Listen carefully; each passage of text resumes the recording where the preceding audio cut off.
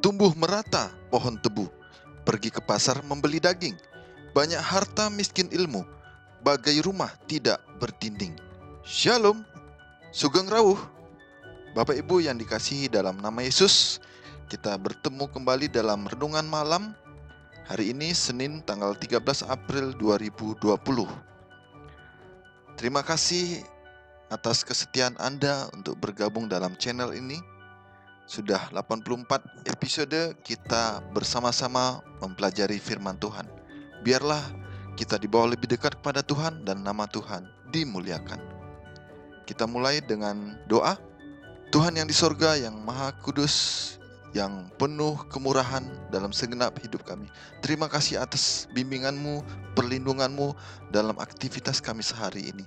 Biarlah nama Tuhan saja yang dimuliakan Tuhan, dan kami dapat banyak belajar dari apa yang sudah kami alami dalam satu hari ini. Dan biarlah sepanjang hidup kami sampai selamanya, sampai pada kedatangan Tuhan Yesus yang kedua kali, serta kerajaan surga kelak, nama-Mu saja yang dimuliakan dan kami mendapat tempat dalam kasih karunia-Mu. Dalam nama Yesus, Tuhan dan penebus kami berdoa dan mengucap syukur selalu. Amin. Saudaraku, judul renungan malam kita pada saat ini adalah Yesus dan Hukum. Mari kita baca Matius 5 ayat 17-20 untuk mendapatkan pendalaman tentang judul ini. Kita baca firman Tuhan. Janganlah kamu menyangka bahwa aku datang untuk meniadakan hukum Taurat atau kitab para nabi. Aku datang bukan untuk meniadakannya, melainkan untuk menggenapinya. Karena aku berkata kepadamu, sesungguhnya selama belum lenyap langit dan bumi ini, satu iota atau satu titik pun tidak akan ditiadakan dari hukum Taurat sebelum semuanya terjadi. Karena itu siapa yang meniadakan salah satu perintah hukum Taurat sekalipun yang paling kecil dan mengajarkannya demikian kepada orang lain, ia akan menduduki tempat yang paling rendah di dalam kerajaan sorga. Tetapi siapa yang melakukan dan mengajarkan segala perintah-perintah hukum Taurat, ia akan menduduki tempat yang tinggi di dalam kerajaan sorga. Maka aku berkata kepadamu, jika hidup keagamaanmu tidak lebih benar daripada hidup keagamaan ahli-ahli Taurat dan orang-orang Farisi, sesungguhnya kamu tidak akan masuk ke dalam kerajaan surga. Kita baca ayat berikutnya, Matius 22 ayat 29.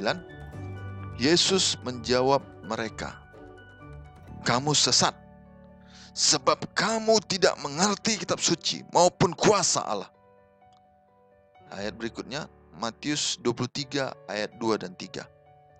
Ahli-ahli Taurat dan orang-orang Farisi telah menduduki kursi Musa. Sebab itu turutilah dan lakukanlah segala sesuatu yang mereka ajarkan kepadamu, tetapi janganlah kamu turuti perbuatan-perbuatan mereka, karena mereka mengajarkannya tetapi tidak melakukannya. Dari ketiga kumpulan ayat yang sudah kita bacakan, apakah yang Yesus katakan dalam konteks ini? Bapak Ibu yang dikasihi Tuhan, Yesus mengajar murid-muridnya ketaatan kepada firman Allah dan hukum Taurat. Tidak pernah ada petunjuk bahwa Yesus meragukan wewenang Alkitab ataupun arti pentingnya. Sebaliknya, ia senantiasa merujuk Alkitab sebagai sumber wewenang ilahi. Kepada orang Saduki ia berkata, Kamu sesat sebab kamu tidak mengerti kitab suci maupun kuasa Allah. Baca Matius 22 ayat 29. Yesus mengajarkan bahwa hanya dengan pengetahuan intelektual dan ajaran Alkitab saja tidak cukup untuk mengetahui kebenaran. Dan yang lebih penting lagi untuk mengenal Tuhan yang adalah kebenaran itu sendiri. Kita baca Matius 22 ayat 37 sampai 40. Apakah yang kita dapat di sana? Katakan kepada kita mengenai pandangan Yesus akan hukum Musa. Kita baca ayatnya. Firman Tuhan dalam Matius 22 ayat 37 sampai 40.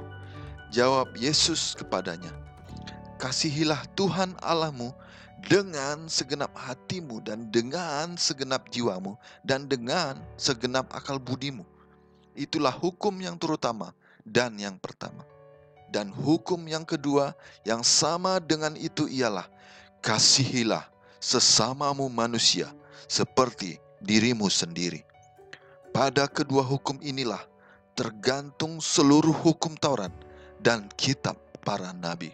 Saudaraku yang dimuliakan dalam kasih Kristus, dalam pernyataannya kepada ahli Taurat itu, dalam Matius 22 ayat 37 sampai 40, Yesus menyimpulkan seluruh hukum yang diberikan kepada Musa hampir 1500 tahun sebelumnya. Harus diketahui bagaimana Yesus berfokus pada hukum perjanjian lama dan mengangkatnya ke tingkat yang tertinggi.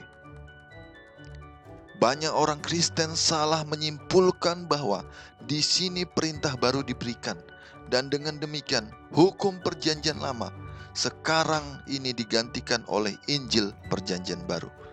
Namun kenyataannya adalah bahwa apa yang Yesus ajarkan didasarkan pada hukum perjanjian lama.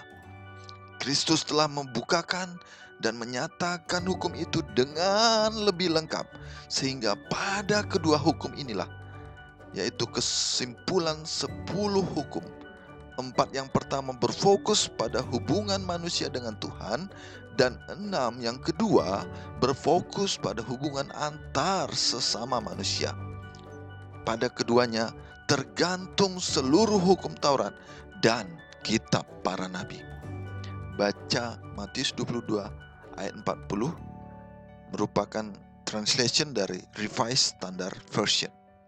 Dengan cara ini, Yesus juga meninggikan seluruh perjanjian lama ketika dia berkata, seluruh hukum Taurat dan kitab para nabi. Karena ini adalah cara singkat untuk merujuk pada hukum, nabi-nabi, dan tulisan-tulisan atau kepada ketiga pembagian perjanjian lama. Ia menunjuk kepada kitab suci sebagai kekuasaan yang tidak boleh diragukan, dan kita harus berbuat hal yang sama. Kitab suci harus dinyatakan sebagai firman Allah yang kekal, sebagai akhir dari segala pertentangan, dan sebagai dasar iman. Dikutip dari buku Ellen G. White, seri Membina Keluarga, jilid 5 halaman 39. Satu pertanyaan bagi kita, wewenang apakah jika ada yang saling berkompetisi baik dalam keluarga, filsafat maupun budaya melawan kepatuhan Anda kepada firman Tuhan? Bapak Ibu, dalam keluarga ada hukum budaya yang mengatakan kita harus menghormati orang tua kita. Kadang pandangan ini merasuk sampai kepada walaupun orang tua kita salah, kita harus tetap menurut akan perintah mereka. Itu merupakan salah satu bentuk kompetisi yang membuat kita menjadi melawan kepada firman Tuhan. Namun saat ini, saudaraku, perlu kita sampaikan, perlu kita renungkan, perlu kita pahami bahwa bila hal yang salah yang disampaikan orang tua kita harus kita turuti, itu merupakan hal yang tidak tepat. Tetap orang tua kita turuti, kita hormati, tetapi bila perintahnya adalah perintah yang tidak benar, maka kita tidak perlu menurutinya, tetapi tetap menghormati mereka dan tidak menjadikan mereka musuh kita. Tetap kita menghadapi mereka dengan penuh kasih yang dari surga. Dalam hal filsafat, para filsafat mempunyai pandangan yang bijaksana menurut manusia. Tetapi, apakah itu sesuai dengan firman Tuhan? Misalnya apa? Misalnya banyak filsafat yang mengatakan supaya kita tetap langgeng, kita tetap maju, kita tetap bisa berbaur dengan masyarakat dan sukses, maka harus win-win solution. Harus pintar-pintar. Apakah itu yang Tuhan mau? Apakah bila kita menghadapi masalah ketidaksesuaian pendapat dengan orang lain atau para penguasa atau dengan masyarakat di sekitar kita, sementara apa yang mereka sampaikan bertentangan dengan firman Tuhan, apakah kita harus mencari jalan tengah? Pada dasarnya firman Tuhan harus di atas filsafat manusia. Kita harus mengutamakan firman Tuhan, kebenaran Tuhan, petunjuk Tuhan yang sebenarnya, yang mulia dan yang agung di atas segala kesepakatan hidup kita.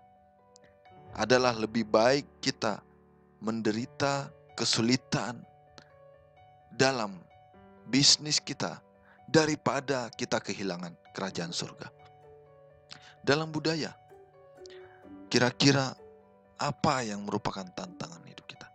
Kadang-kadang sebagai orang Batak, saya melihat seringkali tantangan ketika seorang akan menikah. Ketika pernikahan itu akan dilakukan, kadang mereka harus melakukan banyak hal-hal yang bertentangan dengan kebenaran Tuhan. Dalam hal ini, misalnya mereka menikah harus melakukan kegiatan-kegiatan adat yang bertentangan dengan kebenaran Tuhan. Bila kita sudah tahu itu tidak sesuai dengan kehendak Tuhan, kita harus tetap melakukan kegiatan adat tersebut, tetapi kita harus melakukannya sesuai dengan kehendak Allah. Bila ada yang tidak sesuai dengan firman Tuhan, kita harus memilih hal yang sesuai dengan firman Tuhan untuk dilaksanakan dalam adat tersebut. Bagi saya dan banyak pandangan-pandangan orang tua yang saya dapatkan, adat bukan sesuatu yang mutlak yang harus dilakukan mengenai pandangan-pandangan yang ada dalam adat tersebut. Adat itu bisa mengikuti apa yang firman Tuhan inginkan kita lakukan. Oleh karena itu, jangan sampai kita mengikuti apapun, baik tuntutan orang tua, filsafat dan budaya yang bertentangan dengan Tuhan. Haruslah kita letakkan firman Allah di atas ketiga hal tersebut. Tuhan harus yang utama, Tuhan harus yang dimuliakan, Tuhan harus yang ditinggikan. Demikian renungan malam kita sama-sama berdoa. Allah kami yang baik, terima kasih atas firman-Mu. Biarlah firman ini menuntun kami lebih dekat kepadamu. Biarlah Tuhan Yesus, Engkau menjadi tiang panduan kami, tiang kebenaran kami dalam hidup kami, dalam aktivitas kami sehari-hari. Dan biarlah hukum Allah, hukum Tauratmu Tuhan, hukum firman-Mu Tuhan, yang menjadi dasar aktivitas kegiatan kami, pendapat kami, tindakan kami, dan pemikiran kami. Jadilah kehendak-Mu dalam hidup kami Bapa, dalam nama Yesus, Tuhan dan penebus kami. Kami berdoa dan mengucap syukur selalu. Haleluya. Amin. Pinang muda dibelah dua, anak burung mati diranggah. Dari muda sampai ke tua, ajaran baik jangan diubah. Poka-poka, horas.